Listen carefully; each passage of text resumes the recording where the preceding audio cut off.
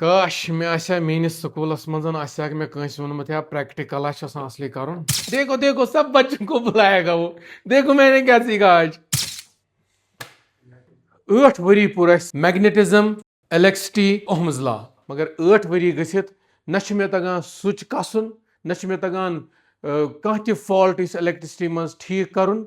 तेल क्या फायदा आव 8 वरियन यह चीज पर्न अगर अस हतई घंटन आसा hands on learning learning by doing यम चीज हेचमित आज आसान अस तह practical skills. Global innovation maps मज नामो निशान गायब। अस तहो क्या कंट्रीब्यूशन करान मगर ये प्रैक्टिकल स्किल्स तो हैंड्स ऑन लर्निंग दिसख सान बचन क्या तगान अकिस तार जोड़ दिन या अख बच चेंज कर। तुम वो अनफॉर्चुनेट स्टेटस क्या सानिस एजुकेशन सिस्टमस कि 10 वरी 12 वरी 14 वरी कंप्यूटर साइंस इंजीनियरिंग बीटेक कर बचस तगान तार जोड़ दिन। अस वन कि चाइना हसा बनो रोबोट जापान हसा बनो ह्यूमनाइड अस क्या सोचित कि सन बच्चे तहन कर मगर न दुत यमो घर वालो इहन माल मज इन तार अथ लागन न स्कूलन मज CSL इस पूरे इंडिया मज वनकन चलान यह कैंपेन CSL CSL CSL ये CSL गई क्या अमि खतर आज अस अमनदीप सिंह यम रोबोटिक्स अवेयरनेस एजुकेटर यमन पृछ बह how India is going to compete with China, is it actually possible or not? CBSE schools या स्टेट बोर्ड स्कूल्स ने मैंडेट किया है कि हर किसी स्कूल में हर किसी इंस्टीट्यूशन में एक CSL होना चाहिए। Can you please explain to us, हमें समझाएंगे आप? हमें बहुत सारे पेरेंट्स देख रहे हैं, स्कूल लीडर्स देख रहे हैं और स्टूडेंट्स डायरेक्टली देख रहे हैं, है क्या ये CSL basically composite skill lab है जो अभी CBSE द्वारा मैंडेटरी कर दी गई है और इसकी जो लास्ट डेडलाइन है आई थिंक 2027 है, तो 1 साल रह गया है अभी से। तो इस लैब में बेसिकली क्या है कि बच्चे हैंड्स ऑन स्किल्स इसमें सीखते हैं। जो रोबोटिक्स है एंड AI है ये वन ऑफ देम है। तो इसमें क्या है, बच्चे 3D designing, circuits designing, coding part आ जाता है इसमें एंड रोबोट मेकिंग की, ये सारी चीज़ें इसमें इंक्लूड रहती हैं। तो ये सारी चीज़ें किट्स के फॉर्म में स्कूल में डिलीवर होती हैं, तो जिसमें टीम वाइज बच्चे जो हैं इसमें पार्टिसिपेट करके ये सारी स्किल्स जो हैं वो सीखते हैं। विद हैंड्स ऑन लर्निंग, खुद लर्निंग बाय डूइंग, इन चीज़ों के साथ टच करके उसमें जो भी लेसन है वो सीखेंगे। युस ति वन कंपोजिट स्किल लैब हर कुछ स्कूलस मज आसान, अत मज क्या करान, अत मज यह सिर्फ हावन खतर यमन बचन कमन चीज़न क्या छु। आज पृछो अमनदीपस, वन अमनदीप हमें आप ये थोड़ा इसको डेमो दीजिए कि अगर ये CSL लैब किसी स्कूल में एस्टेब्लिश करेंगे तो किस लेवल से, किस एज ग्रुप से बच्चे सीख सकते हैं और इस CSL की वजह से क्या सीखेंगे वो? जी, so basically composite skill lab जो है वो 1st क्लास से 12th क्लास के लिए रहेगी ये रोबोटिक्स लैब। तो इसमें बच्चे, जैसे मैंने मेंशन किया था कि सर्किट्स डिज़ाइनिंग से लेकर 3D डिज़ाइनिंग तक बच्चे सीखेंगे। तो लाइक ये किट डिलीवर होगी। तो बेसिकली ये जो किट है वो 3rd क्लास ऑनवर्ड है, 3rd 4th 5th क्लास। इसमें एक मैग्नेटिक बोर्ड रहेगा, ये वाला है मैग्नेटिक बोर्ड। हाँ, तो इसमें ये मैनुअल भी रहेगा साथ में, जिसमें रियल लाइफ एप्लीकेशंस मींस बच्चे जो रियल लाइफ चीज़ें देखते हैं, एक लेज़र लाइट होगी, टेबल फैन हो गया या फ्रिज की होगी, कनेक्शंस टाइप सारी चीज़ें। एक जो चीज़ बनी हुई है लाइक एक रेजर है जी, उसके बिहाइंड सर्किट क्या है कि कहाँ पे एक मोटर लगी है, कहाँ पे पॉजिटिव है, कहाँ पे नेगेटिव है, कहाँ पे बटन हम प्रेस करेंगे, देन हम वो बटन दबाएंगे, देन वो जो चीज़ है वो चलेगी। तो बिहाइंड उसके सर्किट्स क्या हैं इस किट पे बच्चे बनाकर सीखेंगे। ठीक है। और मैंने क्या देखा है कि जब बच्चों को आप कुछ ऐसे असाइनमेंट देंगे ना, बहुत क्यूरियोसिटी रहती है बच्चों में कि अगर वो कुछ खुद से बनाएंगे। क्योंकि आपने स्टार्टिंग में बात की कि अब हम भी रोबोट्स बना सकते हैं एज कम्पेयर टू चाइना और जापान, जो अभी एक्चुअल, क्योंकि चाइना एंड जापान इसलिए आगे क्योंकि वो थ्योरेटिकल लर्निंग के साथ साथ प्रैक्टिकल लर्निंग पे भी वो फोकस करते हैं। और कंपोजिट स्किल लैब इंट्रोड्यूस करने का इंडिया के स्कूल्स में यही है कि बच्चे थ्योरेटिकल लर्निंग के साथ साथ हैंड्स ऑन प्रैक्टिस भी करें उन एक्टिविटीज़ पे। नहीं, हमारे कश्मीर में पेरेंट्स को है, उनको रिपोर्ट कार्ड पे बहुत सारे नंबर होने चाहिए।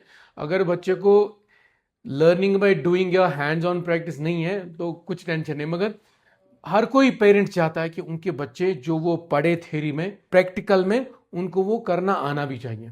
यस, मैं इसी में एक पॉइंट रखना चाहता हूँ कि लाइक जो थ्योरेटिकल लर्निंग है, लाइक साइंस के कॉन्सेप्ट्स हो गए, मैथमेटिक्स के फॉर्मूलाज हो गए, वो तो थ्योरेटिकल रह गया, बच्चों ने कर लिया, रट लिया, बट वो एक्चुअल में कहाँ पे इम्प्लीमेंट कर रहे हैं वो बच्चों को नहीं पता, राइट। वो with the help of this lab and this kids वो एक्चुअल में वो कॉन्सेप्ट अप्लाई करेंगे वहाँ पे। कि लाइक अगर मैं बात करूँ कि रिफ्रैक्शन ऑफ लाइट या रिफ्लेक्शन ऑफ लाइट जो बच्चे साइंस में करते हैं, तो वहाँ पे हमारे कुछ सेंसर्स हैं जो with coding and without coding बच्चे यूज कर सकते हैं with the help of this kit. अगर मैं बात करूँ तो यहाँ पे इस किट में आप नोटिस करेंगे कि जितने भी सेंसर्स हैं उनको एक मॉड्यूल की फॉर्म में चेंज किया हुआ है कि बच्चों को पॉजिटिव नेगेटिव चेक करने की जरूरत नहीं है, जस्ट एक ही तरह से ये वायर इसमें इंसर्ट होगी तो बच्चे इसे इजिली कोडिंग करके मे तो गोडनिच लटि रोटमुत वन वह ये ये मुल्कन कोर ये हम मुल्कन कोर ये सन बच्चे कित हेक कर तिमो दोन तारन अथ लोगमुत न मूल मोज तिमन दिवान लागन स्कूल वालन अगर लैब तत तिमन सिलेक्टिव बच्चे यमन ये एक्सपेरिमेंट कर ये मज लाग ये लोग मे आई फीलिंग कि यह गो ये फिट। ये एक नॉन प्रोग्रामेबल बोर्ड है। ये क्या है? ये सेंसर है sir. Sensor is non programmable board और रेडीमेड कोडिंग करने की जरूरत नहीं है। आप एक सेंसर यूज कर रहे हैं अभी इसमें, आप ये वाला सेंसर यूज कर लीजिए।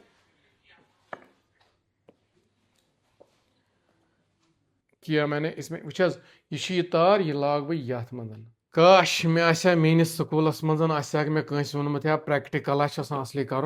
अभी आप नोटिस करेंगे कि ये जो इनपुट एंड आउटपुट डिवाइसेस है इनको भी कलर में हमने डिफाइन किया हुआ है। जो रेड कलर आपके हाथ में है वो इनपुट डिवाइस है और ये आउटपुट डिवाइस ग्रीन कलर में।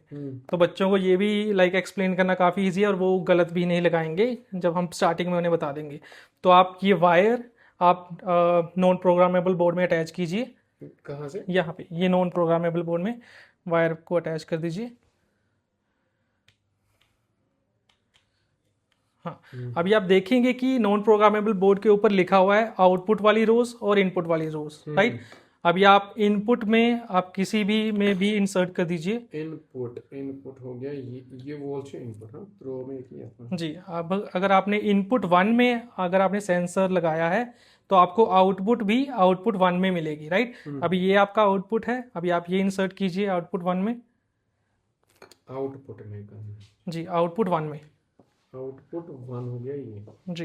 ये आउटपुट 1 2 तो 3 बता। अभी आपने नोटिस किया होगा कि जब हम नॉर्मली हम फ़ोन यूज़ करते हैं, जब कॉल करते हैं किसी को, तो जब हम फ़ोन को कान पे लगाते हैं तो उसकी स्क्रीन अपने आप बंद हो जाती है, राइट।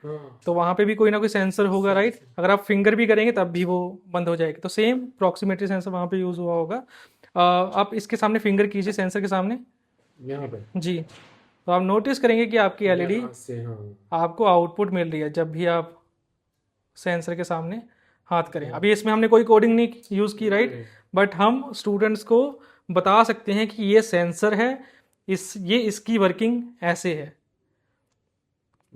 बट कोडिंग से हमें मतलब ये आइडेंटिफाई कर पाएंगे, बता सकते हैं स्टूडेंट्स को कि जब इसके सामने कोई चीज़ आएगी देन क्या हो, अगर ना आए देन क्या हो, वो पार्ट कोडिंग में कवर होगा। बट विदाउट कोडिंग भी हम इसे ऐसे यूज़ करके बच्चों को सिंपल लर्निंग बाय डूइंग। अगर बहत बह बच्चे आसा मे हेच कि ये हसा सेंसरस ब्रोह सेंसरस ब्रोह थो मे ये दजान लाइट वचस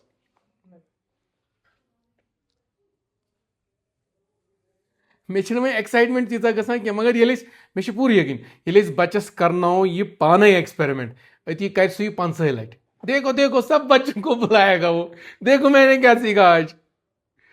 काश सानी वक्त आए। अब इसी में अगर हमें लाइक इम्प्लीमेंटेशन करनी है कि हम इसे ऑटोमेटिक करना चाहते हैं, तो देन एक इसी में मॉड्यूल है आर्डिनो नैनो, तो ये वर्क करेगा। तो ये एक प्री मेड पहले से बना हुआ एक प्रोजेक्ट है। अगर आप नोटिस करेंगे कि इसमें हमने नैनो यूज़ किया है और इसमें DST-11 है, मीन्स ये सेंसर है, इसके सराउंडिंग कितना टेम्परेचर है ये डिटेक्ट करता है, देन डिस्प्ले पे शो करेगा। LDR सेंसर भी इसी में इंक्लूड है जी। मीन्स ये चेक करता है लाइट डिपेंडेंट रजिस्टर कि इसकी सरफेस पे लाइट पड़ रही है नहीं पड़ रही, उस हिसाब से इसकी वर्किंग है। देन सर्वो मोटर भी यूज़ की है जो ड्राई एंड वेट इंडिकेट करेगा, मीन्स एक प्रॉपर एक प्रोजेक्ट वेदर मॉनिटरिंग सिस्टम बना है। अगर आप इसे आप पावर देंगे तो आप नोटिस करेंगे ये टेम्परेचर डिटेक्ट करके यहाँ पे हमें टेम्परेचर दिखा रहा है। अगर अभी यहाँ पे 25.20 टेम्परेचर शो हो रहा है, राइट, तो अभी यहाँ पे ड्राई है क्योंकि ह्यूमिडिटी जो है 40 है। अगर मैं इसे इंक्रीज करूँ, 60 हो ह्यूमिडिटी 60 हो गया, और यहाँ पे जो है वेट की तरफ चला गया, ह्यूमिडिटी इंक्रीज हो गई। तो अगर स्टूडेंट ने बाय चांस इसी को अपग्रेड करना है कि लाइक अगर टेम्परेचर जो है 28 हो जाए या स्मोक डिटेक्ट होने पे एक फ़ैन अपने आप ऑन हो जाए, लाइक एग्जॉस्ट फैन किचन में या गौशाला में, तो मीन्स ऐसे प्रोजेक्ट्स बच्चे खुद से इनिशिएटिव लेके सोच के किट से बना सकते हैं। जैसे कि अमि सतन वो अमि सत यी कह तूफान तुम वनो यूनुस बेगन हो वन अस स्टेम रोबोटिक डेमोन्स्ट्रेशन अमि सत मा बनन सन बच्चे तिम बनन दुनिया टॉप इनोवेटर्स, मगर अख स्पार्क अख ट्रिगर अख मोमेंट गई स्टार्ट कि people and students will start thinking that how the gadgets and the technological evolution actually evolves around us. यह अक मकसद कि यह वीडियो बनाने मकसद सारी पेरेंट सारी स्कूल वाल सारी बच्चे अन अकिस ब्लेम गेम गिन, यह सबकी प्रॉब्लम है। पेरेंटन स्कूल वाले वन कि वन बच्चे गि पर्न तो लेखन त, मगर अमिस गि क्रिटिकल एनालिसिस तीन, अमिस गि टेक्नोलॉजिकल इनोवेशन माइंड सेट त बन, यह गि प्रॉब्लम सॉल्विंग कुन सह रुझान अमिस मिल। यही लड़ाई अत सरसी टेक्नोलॉजिकल एवोल्यूशन सत कि we want to be part of it. Every student of Kashmir should learn how an electronic device works. Thank you so much Amandeep, it was great meeting you. जो हमने आज ये स्कूल्स के साथ डेमो किया, इससे बहुत सारी अवेयरनेस गई स्कूल लीडर्स के पास, and most probably will do एक बड़े लेवल पे वर्कशॉप करेंगे जिसमें पेरेंट्स और स्टूडेंट्स पार्टिसिपेट करेंगे। ठीक है, थैंक यू सो मच।